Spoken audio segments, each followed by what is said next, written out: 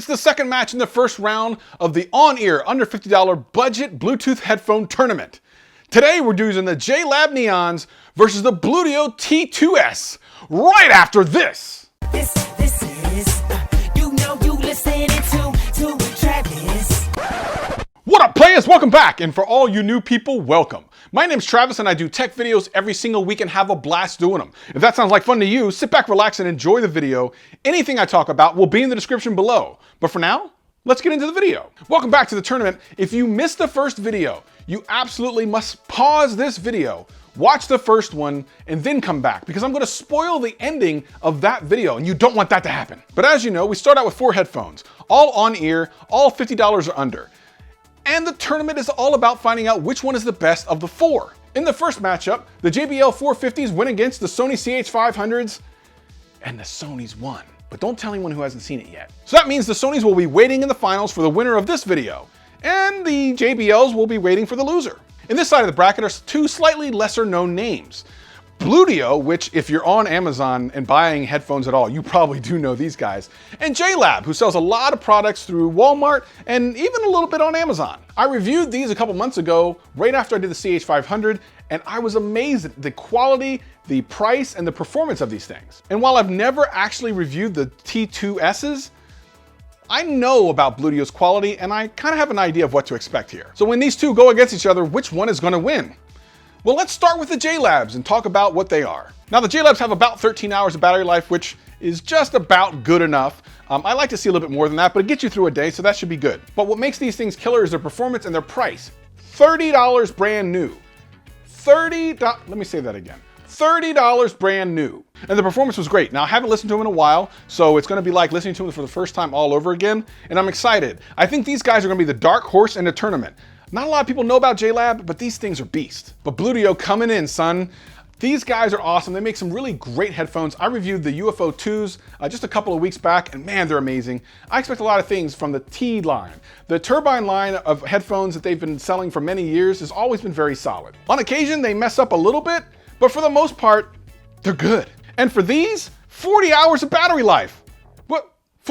40 hours? Spoiler alert, that's the longest battery of any other headphone. So in that particular portion, that particular category, they're gonna win. But let's talk a little bit more about the build between the two. I really like the comfort of these things. They're really soft and spongy. It does feel almost like a kid's headphone though, and the colors, which I think are actually kind of cool, may turn off some people. And putting them on your head, man, they're just so incredibly light, and they do not push against my ears at all, which can be a good thing or a bad thing. You do want a little bit of pressure to knock out all the sound around you, but man, they're just so light and they feel great. And for $30, it's gonna be very hard to beat these guys. One of the things that I'm taking into consideration is the price and performance, as well as the build quality. And the build on these things is solid enough. The one thing I don't like, and I mentioned in my original review, is this little wire thing that's going on here. Not a big fan. Okay, so for comfort, these things are really good. I already know they work good with glasses. I get people asking about that quite a bit. They actually work really good with those, so you're not gonna have too much trouble. Matter of fact, I just wanna let you know all 4 of these feel really good except for the JBLs. They crush my ears a little bit, and if you put glasses on, they will be a little bit uncomfortable. The highs and the mids on these are really good. I can't hear myself talking. Very nice. Let's see what happens. You know you like it by DJ Snake. Bass drop in 3, 2, 1, here we go. Woo! All right, solid, punchy bass. I love it. $30, man. Woo! Go Jlabs. Oh! All right, after listening to these again, it just reaffirms my review. These things are amazing. For $30, while they may look a little toyish, their performance is great. They're incredibly well balanced. The bass is great, it's tight. The highs and mids are real good. It just sounds good. It's got a good level of volume. These things are awesome. I really, really like these. And they are definitely the dark horse in this tournament because of all 4 brands, this is probably the one you least know about. But let's move on to Bluedio, the T2s. They've been out for a while. They're about $31, so about the same price as the Jlabs. A really good contender. And of course the blue, love the blue. Cool thing about them is the build is really good. The ear cups are real soft. They have a little bit of metalish type construction here in the middle. And the top band is real good as well. Now, the 40-hour battery life, I can't even test that really. It's crazy the amount of battery life these things are supposed to have. But that just means that regardless of even if they were off by 35% on their estimation. These destroy the battery life of all 3 other headphones. They also swivel up and close up pretty good, real tight.